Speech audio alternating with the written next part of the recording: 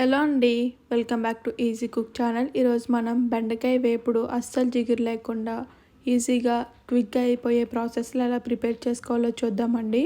ఇది రైస్లోకే కాకుండా సైడ్ డిష్గానైనా బాగుంటుంది, అలాగే డైరెక్ట్గా అన్నంలోకైనా చపాతీలోకైనా కూడా చాలా బాగుంటుంది. ఇది పెద్దలైన పిల్లలైన ఇష్టంగా తినేలా ఈజీగా జిగురు అస్సలు లేకుండా ఎలా ప్రిపేర్ చేసుకోవాలో ఇప్పుడు ఈ వీడియోలో చూసేద్దాం రండి.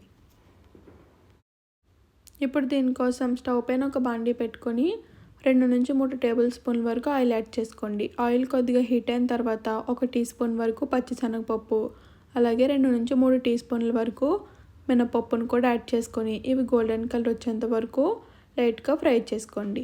ఇవి కొద్దిగా ఫ్రై అయిన తర్వాత 1 టీ స్పూన్ వరకు జీలకర్ర, అలాగే 2 నుంచి 3 ఎండుమిర్చిని ఇలా తుంచుకొని యాడ్ చేసుకోండి. అలాగే ఒక 10 నుంచి 12 వరకు వెల్లుల్లి రెబ్బలను కూడా దంచుకొని యాడ్ చేసుకోండి. ఇవి లైట్గా ఫ్రై అయ్యేంత వరకు కలుపుకుంటూ ఫ్రై చేసుకోండి. ఇవి ఇలా కొద్దిగా ఫ్రై అయిన తర్వాత 4 నుంచి 5 వరకు పచ్చిమిర్చిని ఇలా చిన్న ముక్కలుగా కట్ చేసుకొని యాడ్ చేసుకోండి. అలాగే కొద్దిగా కరివేపాకును కూడా యాడ్ చేసుకొని ఇవి కూడా బాగా ఫ్రై అయ్యేంత వరకు కలుపుకుంటూ ఫ్రై చేసుకోండి. ఇవన్నీ బాగా వేగిపోయిన తర్వాత నేను చూపిస్తున్నట్టుగా బెండకాయ ముక్కలను ఇలా కట్ చేసుకొని యాడ్ చేసుకోండి. ఇవి కట్ చేసుకున్న ముందు శుభ్రంగా వాష్ చేసేసుకొని ఒక పొడిగుడ్డపై ఆరబెట్టుకొని కట్ చేసుకోండి. ఇలా కట్ చేసుకోవడం వల్ల జిగురు అస్సలు లేకుండా ఉంటాయి.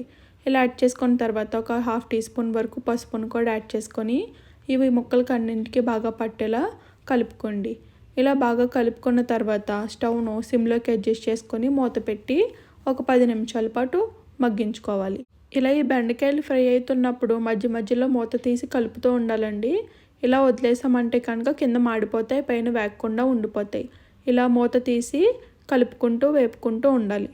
ఇలా ఒక 10 నిమిషాల పాటు బాగా వేయించుకున్న తర్వాత మూతను తీసి అంతా బాగా కలిసేలా కలుపుకోండి.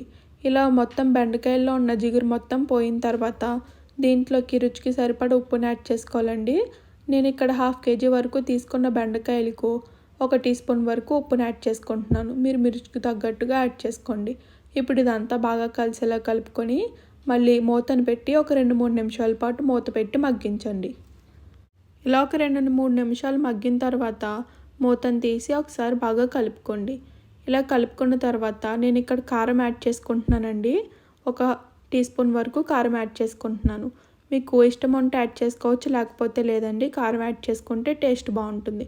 మీ స్పైసీకి తగ్గట్టుగా యాడ్ చేసుకోవాలనుకుంటే యాడ్ చేసుకోవచ్చు, లేకపోతే పచ్చిమిర్చితో కారం సరిపోతుంది. యాడ్ చేసుకొని ఇలా అంతా బాగా కలిసేలా ఒక 2 నిమిషాల పాటు ఫ్రై అవనివ్వండి. కారంలో ఉండే పచ్చివాసన మొత్తం పోయేంత వరకు.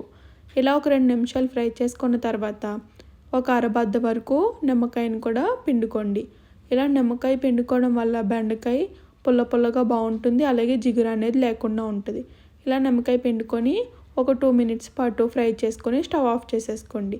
అంతేనండి, ఈజీగా టేస్టీగా ప్రిపేర్ చేసుకొని అస్సలు జిగురు లేకుండా బెండకాయ ఫ్రై రెడీ అయిపోతుంది. పొడి పొడిలాడుతూ ఉంటుందండి, టేస్ట్ కూడా చాలా బాగుంటుంది. నెక్స్ట్ టైం చేసినప్పుడు ఈ ప్రాసెస్లో ప్రిపేర్ చేయండి. లంచ్ బాక్స్లోకైనా క్యారేజీలోకైనా కూడా చాలా బాగుంటుంది. థ్యాంక్ యూ అండి. Thank you for watching and subscribe to my channel.